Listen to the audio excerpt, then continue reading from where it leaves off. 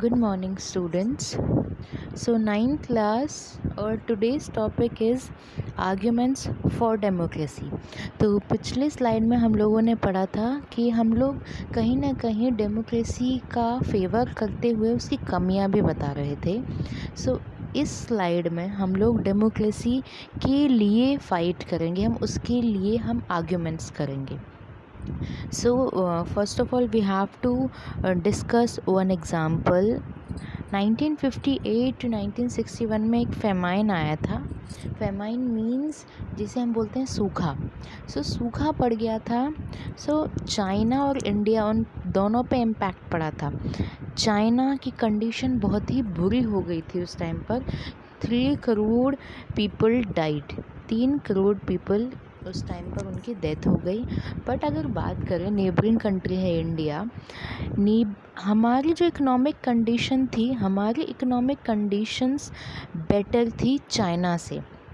China एक developed country है and India is a developing country. फिर भी हमारी जो कंडीशंस थी वो बेटर कैसे हुई? तो जो इकोनॉमिस्ट होते हैं ना, इकोनॉमिस्ट ने ये सोचा और एक रिज़ल्ट निकाल के दिया कि हम दोनों की कंडीशन, हम दोनों से मतलब है चाइना और इंडिया, चाइना और इंडिया की कंडीशंस इसीलिए डिफरेंस थी because economists think that this was a result of different government policies in two different countries. क्योंकि चाइना में अलग गवर्नमेंट है और इंडिया में अलग. हम लोगों ने प्रीवियस स्लाइड्स में पढ़ा था कम्युनिस्ट पार्टी, जो उसके थ्रू हमें जाना पड़ता था चाइना की पार्लियामेंट में. ठीक है. नाउ इंडिया में जब हम देखते हैं तो इंडिया डेमोक्रेटिक कंट्री है, तो वहाँ पर कुछ लोगों का रूल हो रहा है, यहाँ पर पूरी जनता का रूल हो रहा है. तो दोनों टाइप की गवर्नमेंट, जो दोनों जगह की गवर्नमेंट है वो दोनों डिफरेंट है. तो इस वजह से हम पर ज़्यादा इम्पैक्ट पड़ा नहीं और चाइना बहुत ज़्यादा उसकी कंडीशन वर्स्ट हो गई थी. अब यहाँ बात आती है डेमोक्रेसी की. तो ऐसा कहा गया, ये देखिए. In this slide you can see the conditions of China, which is very worse at that time. Now we will move forward. The existence of democracy in India made the Indian government provide facility. अब ये जो सूखा पड़ा था जिसकी वजह से scarcity हो गई थी, कमी हो गई थी अनाज की, तो हमारे यहाँ डेमोक्रेसी है. The existence of democracy in India, Indian government democratic है, ये बात हमारे लिए पॉजिटिव थिंग थी जिसकी वजह से हम लोग रिस्पॉन्ड कर पाए, लोगों की भूख मिटा पाए. वहीं बात करें चाइनीज़ गवर्नमेंट की तो वो ऐसा नहीं कर पाई. अगर if China too had multi-party elections and a opposition party and a press free to criticize the government, then so many people may not have died. अब यहाँ बात आती है कि अगर चाइना में एक मल्टी पार्टी इलेक्शन होते, मल्टी पार्टी मतलब बहुत सारी पार्टीज़ इलेक्शन में पार्टिसिपेट करती, वहाँ पर सिर्फ एक ही पार्टी का रूल होता है चाइना में. इंडिया में बहुत सारी पार्टीज़ हैं, हमारी नेशनल पार्टीज़ अलग हैं, डिफरेंट पार्टीज़ हैं, तो वो फाइट करती हैं for the elections. But China में एक पार्टी रूल करती है. यहाँ बोला जा रहा है अगर if China too had multi party elections, अगर चाइना में भी मल्टी पार्टी इलेक्शंस होते, एक अपोजिशन होता, अपोजिशन मतलब जो दूसरी पार्टी जो हार जाती है, एक अपोजिशन होता. A press free to criticise, जो प्रेस है, प्रेस मीन्स जो पत्रकार हम जिसे बोलते हैं, जर्नलिज्म जिसे बोलते हैं, अगर प्रेस फ्री होगी, फ्री मीन्स कि उसके हाथ बंधे हैं, ऐसा कुछ नहीं है. हाथ बंधे इन द सेंस गवर्नमेंट ने उन्हें फ्री नहीं छोड़ रखा है, उन्हें आज़ाद नहीं किया हुआ है कि आप कुछ भी छाप सको. आप रेस्ट्रिक्टेड हो, आप गवर्नमेंट के ख़िलाफ़ नहीं छाप सकते, आप अपोजिशन के बारे में ज़्यादा से ज़्यादा बता नहीं सकते. एक तरीके से क्या पकड़ के रखते थे वो लोग उस टाइम पर प्रेस को. अभी भी हम कह दें तो वहाँ की प्रेस जो है गवर्नमेंट की बुराई नहीं करती है. तो अगर वहाँ पर अपोजिशन होती, मल्टी पार्टी इलेक्शंस होते, प्रेस फ्री होती, गवर्नमेंट की जो काम है उनकी बुराइयों के लिए, तो शायद कुछ लोग जो मर गए थे, जो डाइट हो गए थे, वो बच जाते। Now, this example brings out one of the reason why democracy is considered the best form of government. ये एग्ज़ाम्पल चाइना एंड इंडिया का सबसे बेहतरीन एग्ज़ाम्पल है, जिससे पता चलता है डेमोक्रेसी बेस्ट फॉर्म है गवर्नमेंट की। मोनार्की बेस्ट फॉर्म नहीं है जिसमें एक ही इंसान रूल कर रहा है। डेमोक्रेसी में बहुत सारे हम सभी रूल कर रहे हैं इनडायरेक्टली। हमारा चुना हुआ नेता गवर्नमेंट को फॉर्म करता है। तो सबसे बेस्ट हम कहेंगे फॉर्म ऑफ गवर्नमेंट क्या है? Democracy. Now, democracy is the better form of government, that's true. A non-democratic government may respond, but all depends on the wishes of the ruler. ऐसा नहीं है कि अगर तानाशाह है और अगर वहाँ पर कोई प्रॉब्लम आ गई है उसके एरिया में, तो वो हेल्प नहीं करेगा। बिल्कुल नॉन डेमोक्रेटिक गवर्नमेंट में भी उनकी पीपल्स की नीड पे, उनकी अगर प्रॉब्लम्स है उन पर रिस्पॉन्ड किया जाता है। बट सब कुछ किस पर डिपेंड करता है? विशेस ऑफ द रूलर की इच्छा पर डिपेंड करता है। If the ruler don't want to, they don't have to act according to the wishes of the people. अगर वो नहीं चाहता है रिएक्ट करना, उनकी हेल्प करना, तो वो नहीं करेगा। पर डेमोक्रेसी में क्या है? आपको करनी ही पड़ेगी, क्योंकि हमने ही आपको चुनकर भेजा है। Because democratic government is more accountable, जवाबदेह होती है, उत्तरदायी होती है, रिस्पॉन्सिबल होती है। और democratic government towards us means people. Now, democratic government is more accountable because it was based on consultation and discussion. ऐसा नहीं है कि गवर्नमेंट हमने यूं ही बना दी, या फिर अगर गवर्नमेंट बन गई है तो वो यूं ही फैसले ले लेगी।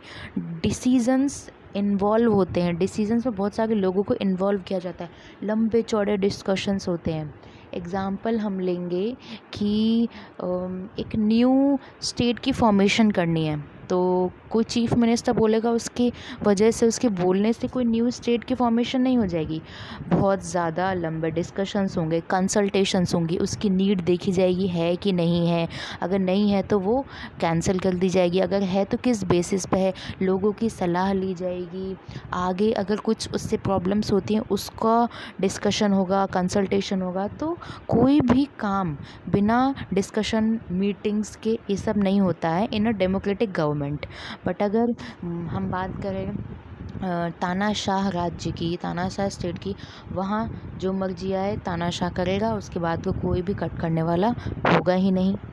नाउ इन्वॉल्व्स पीपल, यहाँ पर पॉइंट हमने इसी के अंदर डिस्कस कर लिया। डेमोक्रेसी में हम लोग किसको इन्वॉल्व करते हैं? लोगों को इन्वॉल्व करते हैं, बिकॉज डेमोक्रेसी किससे बनी है? लोगों से ही बनी है।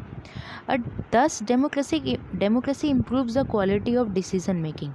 अब एक इंसान की सोच ज़रूरी नहीं है कि वो सही ही हो सकता है कि कभी वो गलत भी हो सकती है। तो अब मान लिया कि एक तानाशाह है, उसने कुछ सोचा कि उसे एक स्टेट की फॉर्मेशन करनी है, तो वो उसकी थिंकिंग भी हो सकती है, उसकी इच्छा भी हो सकती है।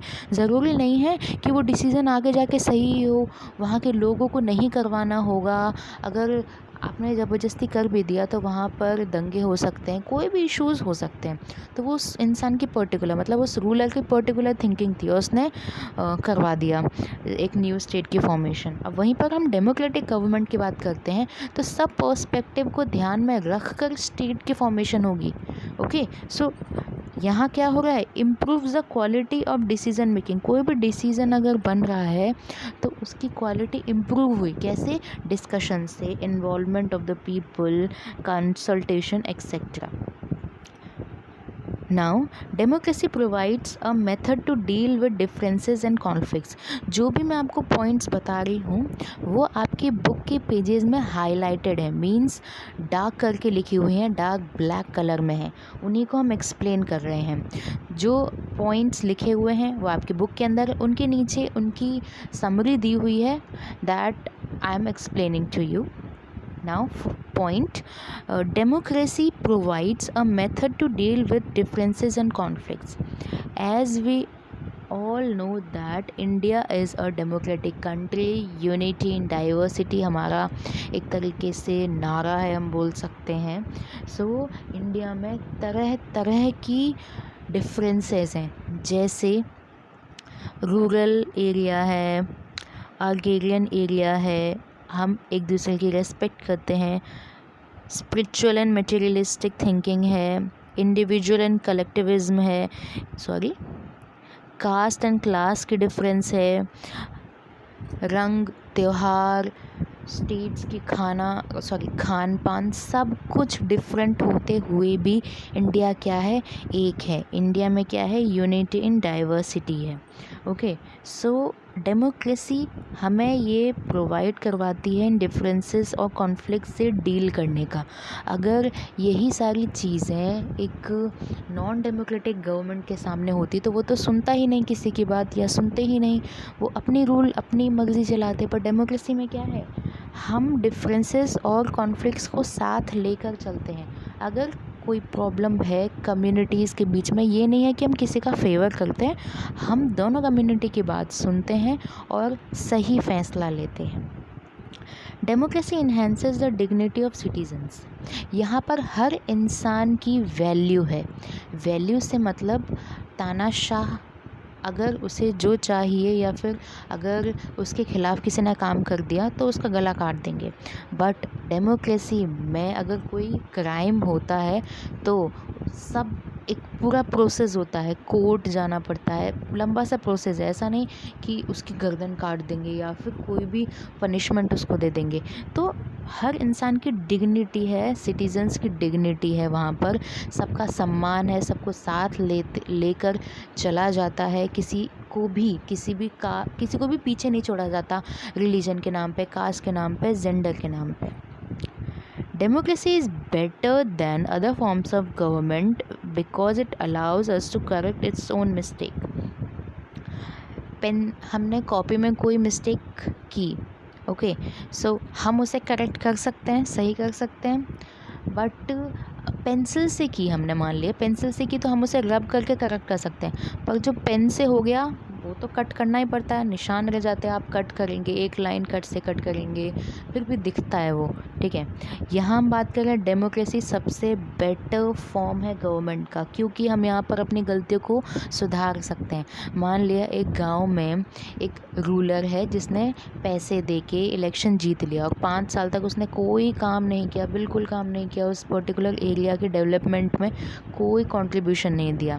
तो एक तरीके से तो ये हमारी गलती हो गई, ठीक है. ऐसी गलतियों को सुधारा जा सकता है दोबारा वोट डलवा के या फिर उसको हटा के. बहुत सारे तरीके हैं हमारे पास. तो अगर गलती हो जाती है तो उसे सुधारा जा सकता है, कोई भी गलती. यहाँ तो मैंने एक पर्टिकुलर गलती का नाम लिया है. सो डेमोक्रेसी बहुत अच्छा फॉर्म है गवर्नमेंट का जिसमें हम हमारी मिस्टेक्स को सही कर सकते हैं. That's it. We have done the second last topic. एक ही टॉपिक बचा है 1.4 ब्रॉडर मीनिंग्स ऑफ डेमोक्रेसी. ये लास्ट टॉपिक होगा आपकी क्लास का. उसके बाद हम लोग क्वेश्चन एंड आंसर्स जो पीछे हैं उन पर फोकस करेंगे. ये